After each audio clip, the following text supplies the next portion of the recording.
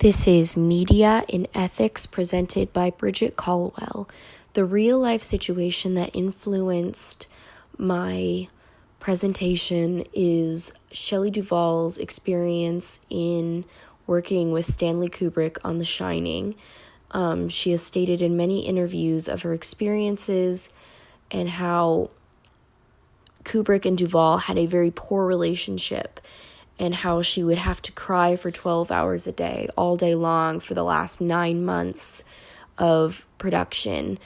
And this, the abuse that she speaks of in interviews is supplemented by Kubrick's daughter's documentary that she made about the creation of The Shining. And it showed how Kubrick deliberately bullied Duvall in order to enhance this insecurity of Wendy Torrance, saying things like, "Don't sympathize with Shelley" to other cast members. And it was apparent by the end of filming that a lot of the hysteria that was seen on screen was more reality than acting. And this particular situation drew me because of my experience and study in performing arts and the idea of having a separation between oneself and one's character, and how her experiences lack that separation. And that led me to delve into that ethical dilemma of artistic creation. So this situation prompted questions like, is a lack of ethical conduct justified in the creation of art? Should art created through abuse be viewed or accepted? And do real-world ethics always apply? And we know from interviews with Duvall that she experienced long-lasting effects driven by the abuse from Kubrick, as well as the documentary by Kubrick's daughter. And that Kubrick was very secretive about his filmmaking process. And so knowing that and how that could affect the documentary and how it might not be entirely accurate is something that has to be kept in mind. From the real life situation, I wanted to know how creators of art have put their subjects in places of weakness or danger in hopes of getting a more realistic result, and how the abuse that some of them put their actors through does not seem to affect them ethically. It becomes a part of their signature as creators. So the question becomes, can ethics function in the creation of art? And this knowledge question will help me explain the real life situation, because it allows an investigation into how ethics affect art. The ways of knowing, including emotion and reason, are what drive bias within a piece of art, as humans are often driven to opinion first by emotion and then the use of reason to justify the opinion. The question, can ethics function in the creation of art? I clarify ethics as the standard by which human beings treat other human beings.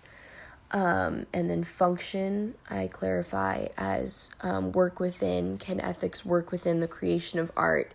As well as used, can ethics be used in the creation of art? So reason as a way of knowing allows analyzing ethics of media production, as it is what people use to justify their opinions on a piece, and reason is also used by the people creating the art as a way to justify the choices they make while creating the art, as well as how that relates to their own personal ethics. So the #MeToo movement has shown how people in positions of power in the arts industry, mainly the film industry, have used their power to take advantage of those in a lower position to manipulate or get what they want from them, both on and off screen. So the claim ethics struggle to function in the creation of art is supported by that evidence, as many actors and other artists have come forward to describe their experiences with those in power. To counter that, The claim ethics should function in the creation of art is supported by the fact that human beings are the center of most artistic creations, so the concept that they aren't being treated ethically by other human beings is confusing, as it has been seen in films such as the Harry Potter series that abuse and manipulation of actors was not necessary to create the movies. So as more actors come forward, and as actors have come forward with stories of abuse by those of power, becomes clear that those people use their power to get the result that they want on and off screen, which is countered by the idea that ethics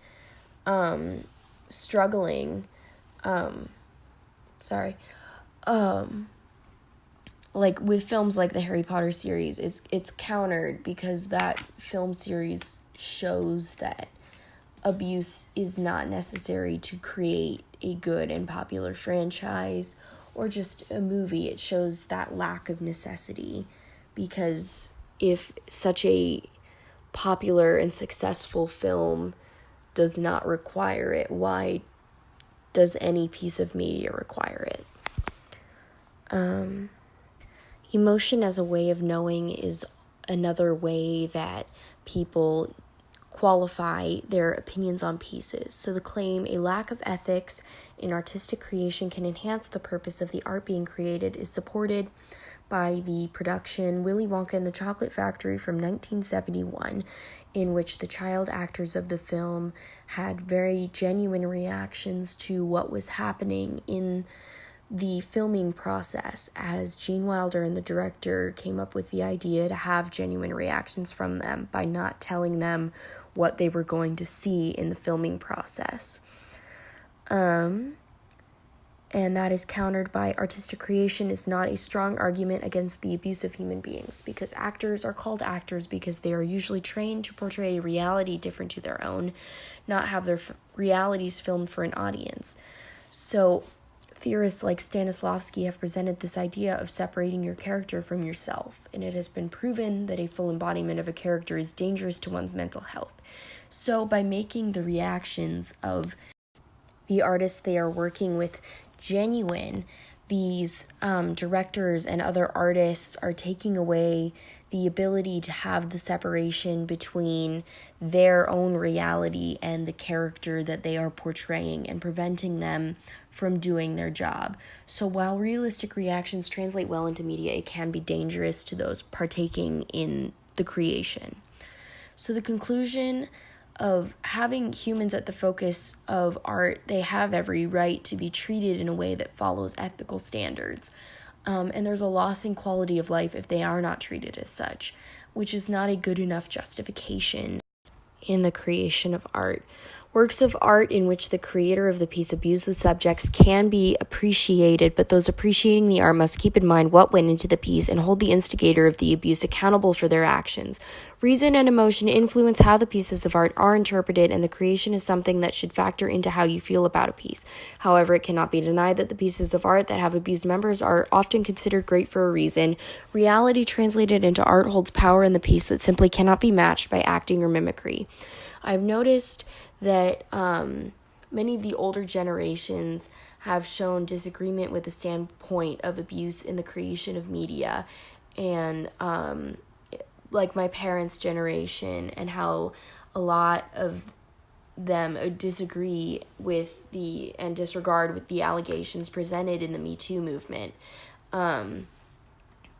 So connecting it back to my real life situation, Duvall put on an incredible performance in The Shining, influenced by Kubrick's abuse during production, which shows how the abuse can shape a piece incredibly, but Duvall lost a lot of her life in that production. She never really went back to acting. And the Willy Wonka and the Chocolate Factory child actors also experienced that sort of loss of the ability to act, as well as Tippi Hedren in The Birds, directed by Alfred Hitchcock. These two different films showed that the actors kind of lost that ability to act because they were put into real life situations. Thank you.